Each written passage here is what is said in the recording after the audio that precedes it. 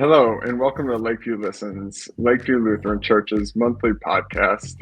Each month, we are here to provide space for experiences, ideas, and people that have significant impact on our communities, both large and small. Through these conversations, we hope to inspire, empower, and enlighten you, the listener. I'm your host, Zachariah Schmidt, on staff at LVLC. And today I am here for episode 12 with Fred Morse. Fred, thank you so much for being here. It's great to have you. Oh, I appreciate the offer. Yeah, great to see you sort of face to face. I think it's been a while since I've seen you. I think maybe the last time was I don't know, I think it was maybe a Lila's. Christmas Eve Wasn't it at service Lila's? last year. I think we went to a Lila's. party at Lila's, and you were briefly. That's right. Yeah, over there. the summer. Yeah. Okay. Yeah, if you want to just start and sort of tell me about how you and Dawn's your wife. You guys have two kids, Nick and Ben. If you want to just start by telling me kind of your experience at Lakeview, your journey at Lakeview, how you came to be at the church, and kind of walk me through that, because you guys have been at Lakeview for quite some time now. Yeah, well, and much before me, and in fact, that's how the journey started. A mutual friend, another LVLC member, Pam Fox, who's since moved away. I worked with Pam. She was friends with Dawn through the church, and she introduced us.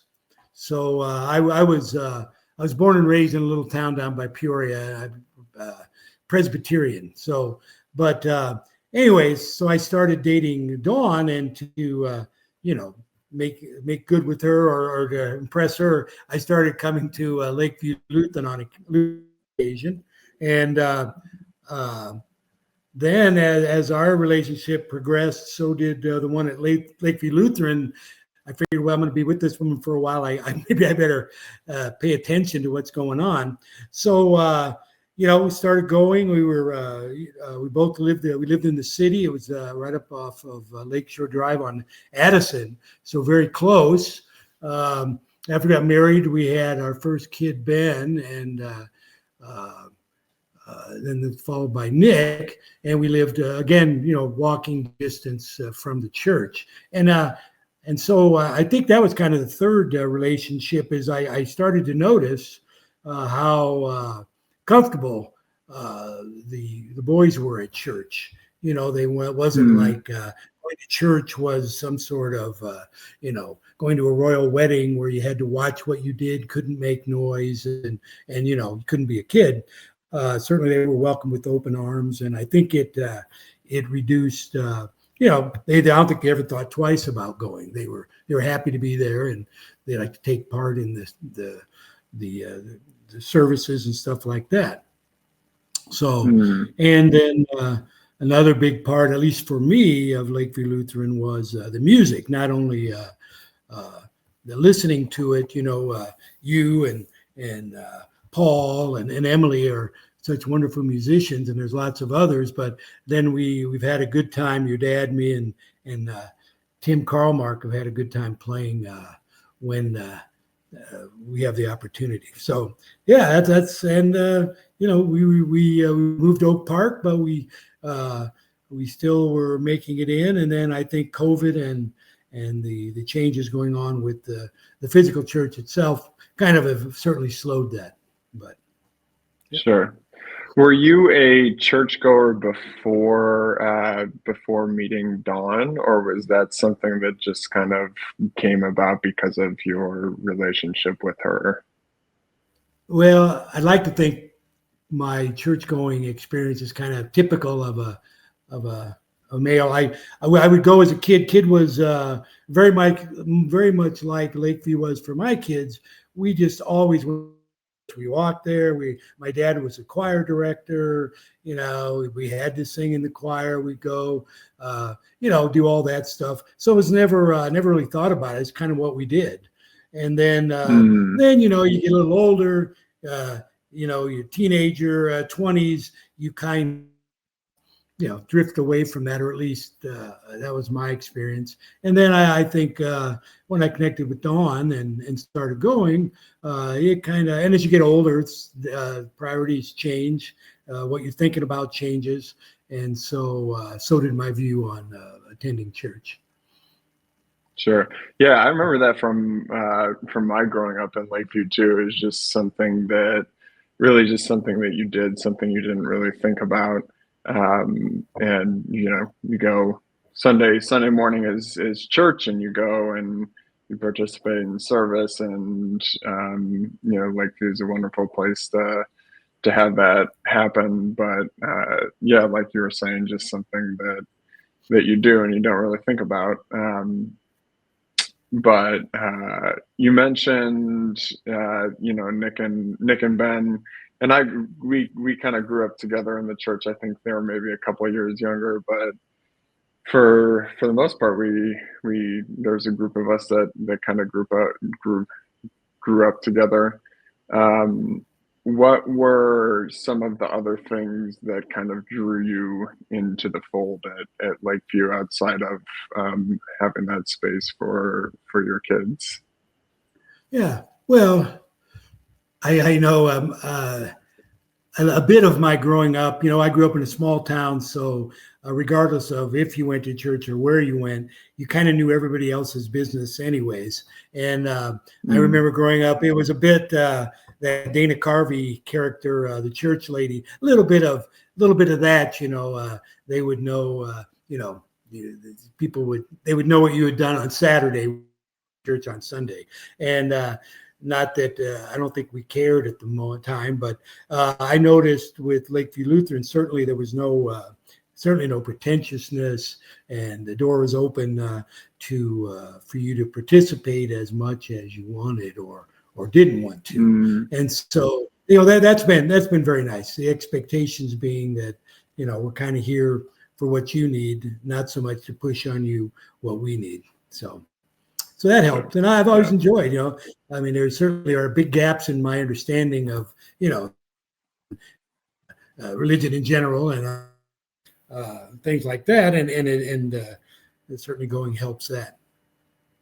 Yeah, and it's a place where you don't. I think sort of along the lines of what you were saying. It's a place where you don't necessarily have to have this complete understanding of everything that's happening in the service, everything that's happening in the church, and it's something where you can just kind of come in and maybe dip your toes in and feel okay about that, and then as you come back, you get more and more involved, or stay back even, and just kind of whatever your level of comfort is, you can kind of stick with that. If you want to get more involved, you can get more involved. But it's kind of a great place for people of different kind of varying comfort levels in that aspect. Yeah, you certainly can. I mean, I go there hoping to learn something new, whether it's about how the church operates, why we're doing something on a particular Sunday, or what a particular passage in the Bible means. I always come out of there at least a little smarter than I walked in. And the other thing about Lakeview Lutheran, as opposed to me growing up, is just socially. I came from a pretty homogeneous, upbringing, and all white, Catholic and Protestant. That was about the extent of the diversity. And what going to Lakeview Lutheran, where it's at, and what they find, what the church finds important, and what they were doing, I found very interesting and appealing. And I spent some time with, they had the men's homeless shelter downstairs, and I know. I used to hang out there on Sundays after church, and we'd make some kind of lunch, and and they opened it for longer hours in the inclement weather. It was a men's shelter, so we'd eat lunch and watch football, but at the same time, you learned a lot more about the those people, those guys had gotten them to where they were. It's very interesting and opened my eyes to the person who is in need of a like temporary shelter doesn't mean they've done something wrong or failed or anything like that. A lot of it was just circumstance. So sure. Yeah, it's really quite something because it's one of those churches that really kind of walks the walk, instead of just talking the talk. Because you hear about all the things that a church should be and things that a church should be doing, and they're not always places where those things are actually happening. But at Lakeview, I think, if you even just looking at the building project that we have going on now, and what we're doing with that space, you can really tell that Lakeview is invested in kind of the teachings and the teachings of the church, and what the church is really supposed to be about in ways that a lot of other churches I don't think really hit the mark in that way. Totally agree. I think if all the other churches were to utilize their energies and resources, physical, like the property the church owns, if other churches were to utilize theirs as much as LVLC does, I think there'd be a lot fewer issues in the world. So, Sure, yeah, definitely. yeah. Can you talk about some of the changes you've seen since when exactly did you guys start going to Lakeview? Was it in the 90s? Yeah, we got married there in '94, and Okay. so we were married in that church, and I think I started probably coming there a year before, and I think Dawn was there, since maybe easily the late '80s. So, anyways, quite a Mm-hmm. while, and I think the biggest Sure. change I've noticed would be well, I've been there through I think four pastors. I think Lila is number four, and Mm-hmm. just of them, I think from I don't know how to describe it. They were all lovely, good pastors and open and all that. It may have been more me being more open to meeting the pastor and getting involved there than it is anything they had to do with it. But I would say my experience, because it's been longest and most recent, and with the advent of children, I think Lila's been the biggest impact to me. For Just sure. and then being very more open. I mean, like I say, all them, all the other three pastors were certainly open and outgoing and friendly. But like I say, it's probably more me than any of them. But Mm-hmm. when I got involved more, and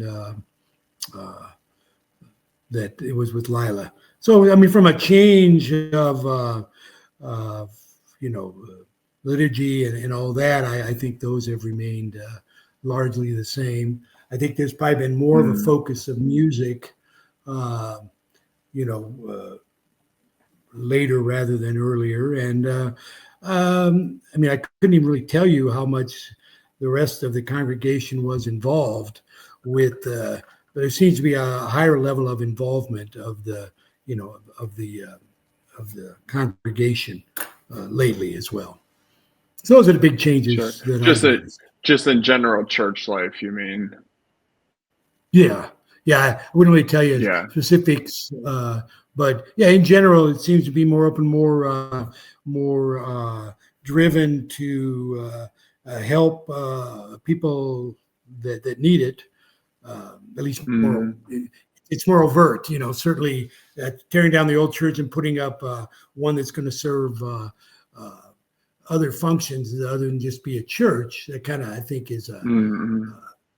a real indicator of the attitude. Sure.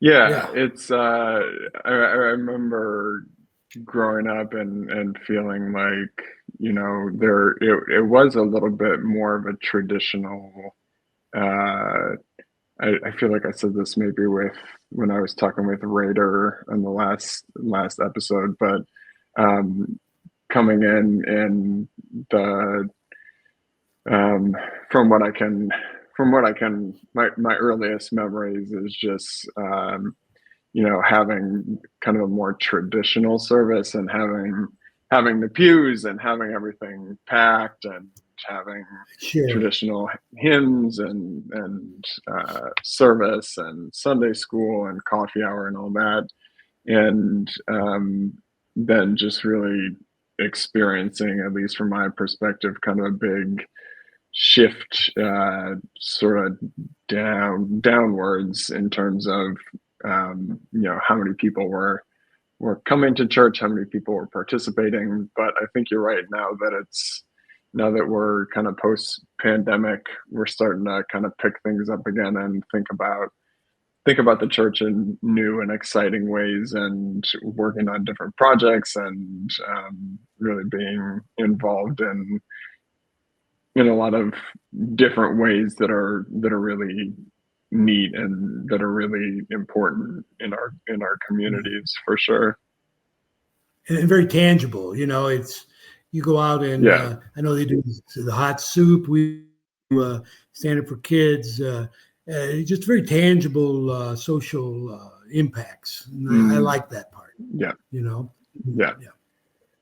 You can see it out there right in front of you. You don't have to go looking too far or too hard. You can just kind of go out there and see, okay, we're doing this and we're doing this and we're doing this, and here are the impacts that we're having in the community. Yeah.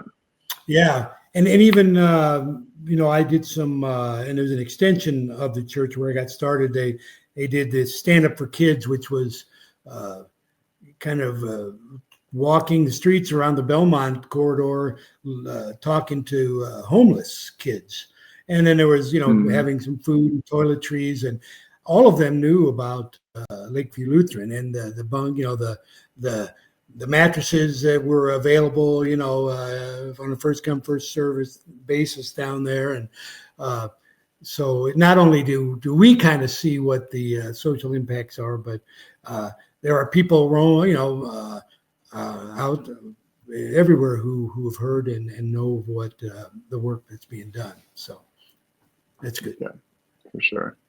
Yeah.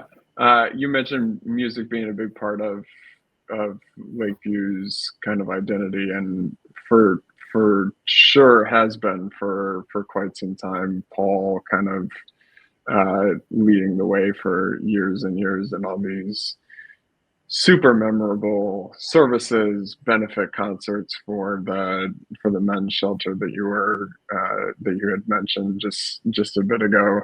Um, what has your role kind of looked like in the music world as it stands now, and how is that? Um, I don't know how has that been for you to be a participant in the music aspect of worship. Yeah, well, sure. Like you're saying, I think Paul was a music director. I'm not sure had we. I think maybe we'd been there. Anyways, when Paul came, it was like turbocharging an engine. He was just so Right. good and so talented and so connected, and so free with his music. I know. And then there were a lot of people who were.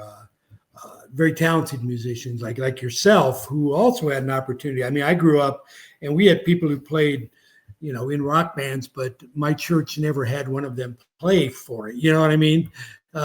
So I think it was Mm, open in that way too. And then I grew up, uh, you know, playing a horn. My whole family, it's one thing my parents insisted is that we learn music. So played a horn for years as a baritone. There's not much you can do with a baritone after you get out of high school or college. But yeah, I've been able to pull that back out, and I've actually gotten reconnected. I play in there's a thing called Tuba Christmas, which is in about 200 cities worldwide, and it's just a bunch of tuba and lower brass, baritone, tubas, euphoniums, who get together and play Christmas songs. And so getting back into playing on and just to back up, it also gave me I remember Paul wrote a piece of music that was, adapted a piece of music that my two boys who played trombone and I played at church a few times, and just that kind of thing. You're able to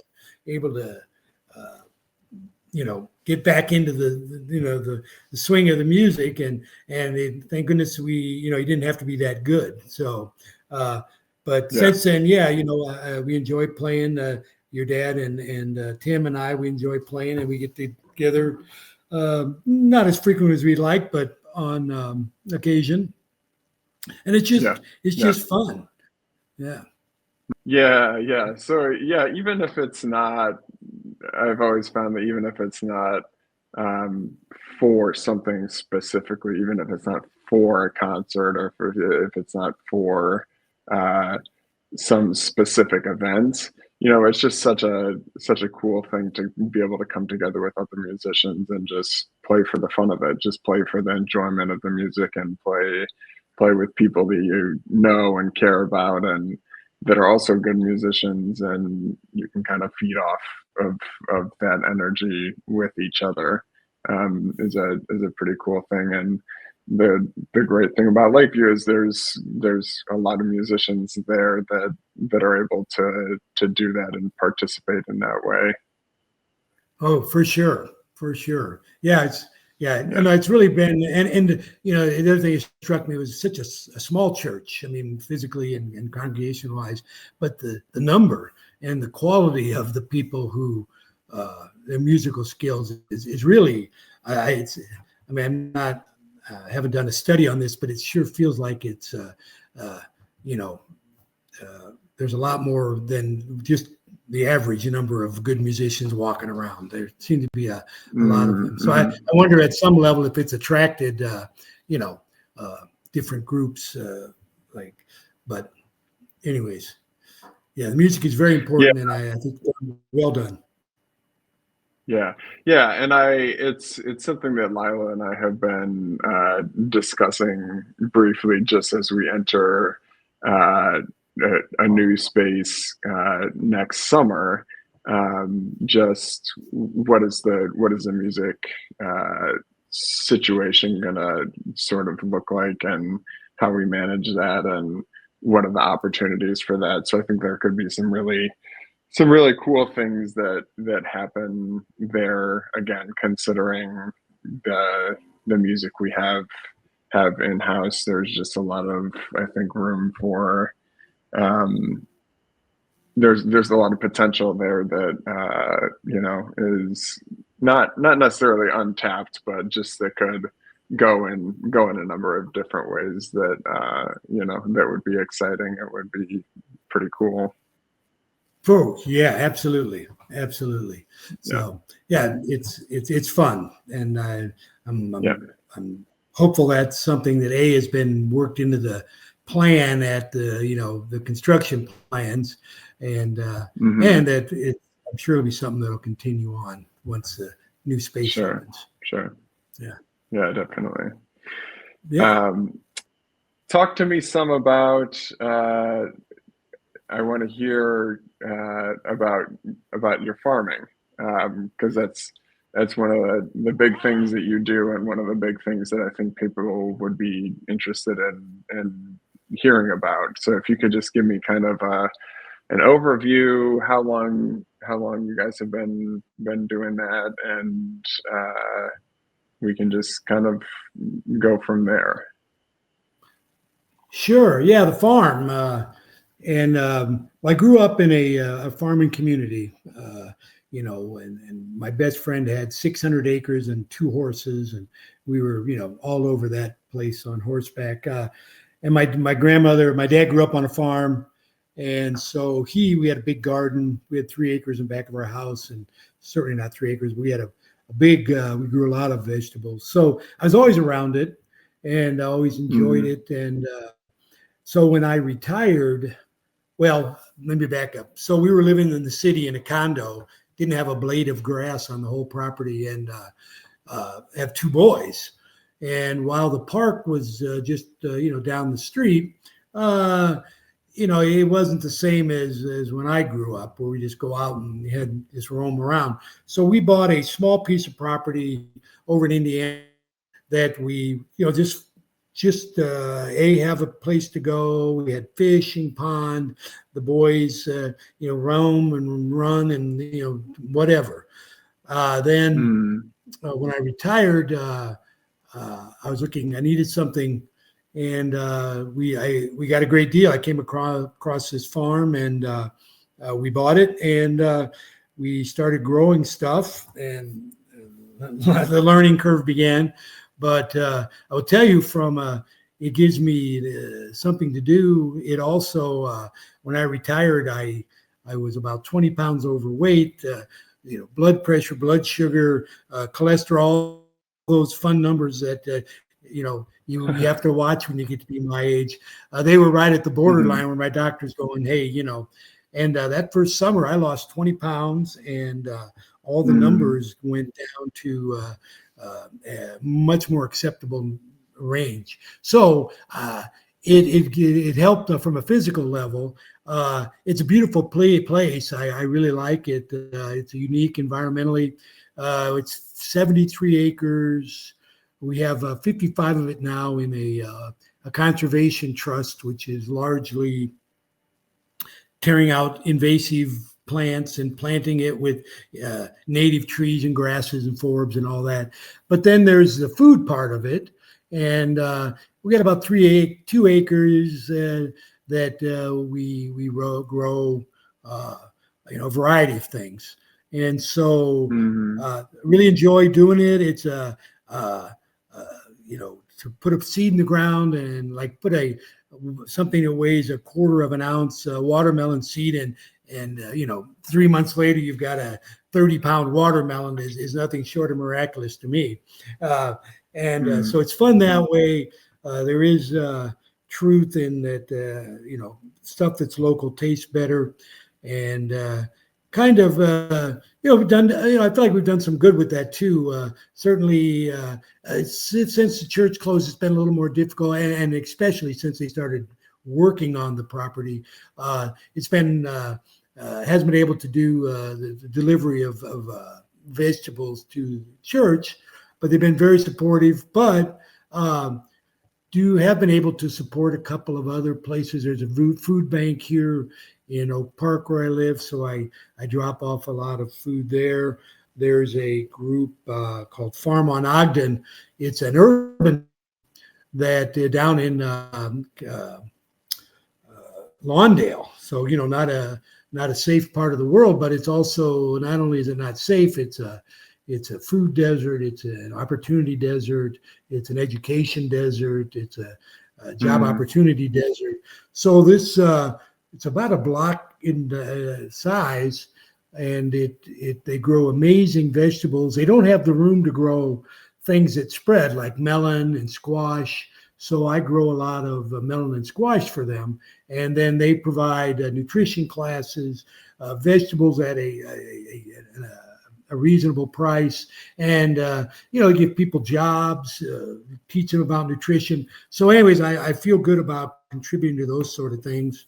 And Mm. yeah, I'm at the Uptown Market. My focus has changed. I used to try to grow one thing for everybody and figured out that wasn't the best way to go. So now I kind of focus. I try to raise, things that are, the classic living in the Midwest. What do you have in the summer? Melon and tomatoes and corn. So I certainly grow those, and a lot of heirloom tomatoes. And I try to grow specialty melons, these little really good tasting but really hard to grow things, and as well as big Mm. watermelon. So I thoroughly enjoy it. It's amazing to me, uh, and I'm glad that other people enjoy it as well. So, and Sure. if anybody Yeah. anybody listening ever wants to come visit, it's open. We're always open. Yeah. Yeah. Do you have how much help do you have down there that you're getting on a regular basis? Yeah, well, the Roberto lives on the farm. He's kind of the caretaker, a great guy, Mm, hardest working man I've ever met in my life. But so he helps. He works full time and has another couple of acres that he raises tomatillos for his. That's what he does. But he helps, and he's got a couple of guys that help. I also employ. Uh, uh, another person, but I'm only down there a couple days a week, so it's kind of hard. Excuse me, and the place isn't really big enough to either from a cash flow or from things that need to be done to have somebody full time. But yeah, sure. labor's been a bit of a difficult issue, just finding people who can Mm, work on, But we get along. We do okay. yeah. I did use some Sure, sure. Venezuelan people. Yeah, that was. We Sorry, got a Venezuela, what? couple of people. Well, some of the people who were bused up here, that from Oh, Texas, okay. yeah, a Hmm. couple of those guys helped out, and that was Mm. very enjoyable. They were fun, they were hardworking, it was a good experience. So, but Yeah, they've that's moved on great. to Yeah, bigger, so a better lot of things. Yeah, yeah, a lot of different stuff going on. Yeah, it is pretty incredible because um, we've got a garden out back here and a bunch of different things planted, but we also, my mom and I in the fence behind the garden have whole patch of these huge sunflowers that are just so, sure. yeah, I mean they're taller than I am. They're maybe like 7 or 8 feet high, and it's just so cool to. I remember at the beginning of the summer just like throwing seeds in these, Yeah, the little holes, and then all of a sudden it's like a couple months later they're shooting way up in the yeah, sky. So it's it's just incredible. Yeah, it's such a cool thing. Yeah. yeah, yeah. And like I say, with the watermelon, the seeds are about the size of the sunflower. And next thing, like I say, a few months later, you've got a 25-pound offspring of that thing. The other thing is Right, really the right. more you do it, you kind of get a real. I'd say but you appreciate the connection or the intricacies of how the whole system works. It's not oh, I need this, I need that. You need everything. You know, uh, Right. you may hate bugs, but you need bugs. Uh, and Mhm. just the way the whole system works, from distributing water around the globe to storing the water in the ground, and that is just it's fabulous, it's amazing. And then you start to, like, with your sunflower, we put zinnias in grew a big 150-foot double seeded row of those, and they're Mhm. beautiful. They come up, they're low maintenance, but the pollinators just love them. So you're out there, Yeah, and there are butterflies and bees, and everything, and you need that. So it's very yeah. cool. It's fun.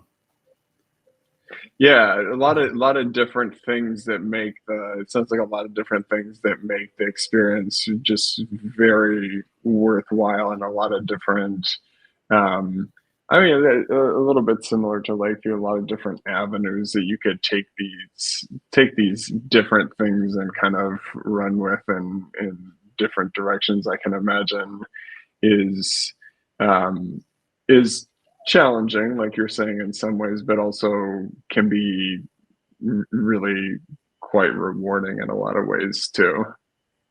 Yeah, when you get it right, you feel like, hey, So, but I think that's another thing I found. When I go to retirement, it's like, oh, what am I going to do? And I really didn't want to do what I've been doing for 20 years. So, by purely by luck, I came up. I was thinking, oh, farming. Well, the good thing about farming is that even though I grew up around it, and my dad grew up on a farm, I didn't know that much about it. So, I think there's something to be said about. At any time, not just when you retire, but any time to pick up something that you're really not that don't know much about and learn about it. And Hmm. a thing like farming, Sure. like to your point, there's a million different avenues and a bunch of different things you need to know, and that's that is rewarding. Yeah. Yeah, and yeah. challenge. It sounds like big, yeah, like a big investment, but it's paid off substantially in a number of ways. You may have mentioned this already. When did you guys start farming? What I year think was that? we purchased a farm in January of 2017. It's been Okay. 7 years already. Wow. Yeah. Yeah. Mm, The first year is kind of like, you don't know what to do. So you just kind of, flop around, try to make plans on the whole property. And then I think that hmm. next year, 2018, we started thinking, maybe we should grow something. So we kind of Right, started right, then right. and then got into it a little more the next year and so on and so forth. And was that kind of all self-taught? Did you have anyone come in and help out and kind of direct things, or was that just something that you guys said, yeah, like we're gonna learn about this, we're gonna just figure out how to do this on our own? I don't know. I think, Roberto was growing some stuff down there. He had a garden. And so we said, oh, we can. And then he had, so we opened up some new ground. We got irrigation, and it was like, yeah. I really don't know. I think we just kind of figured, well, what can we do with this? And frankly, we were, looking to offset some of the costs, things, taxes and stuff like that. They aren't giving these places away, unfortunately. Uh, Mm. so, and I wanted something to do. So I think that just kind of struck us as, oh, maybe that'll work. Oh, sorry. I was just gonna ask how things went during COVID, if COVID had a big impact on the farm. Yeah, it did. Well, I mean, it did. Yeah, it had several different impacts.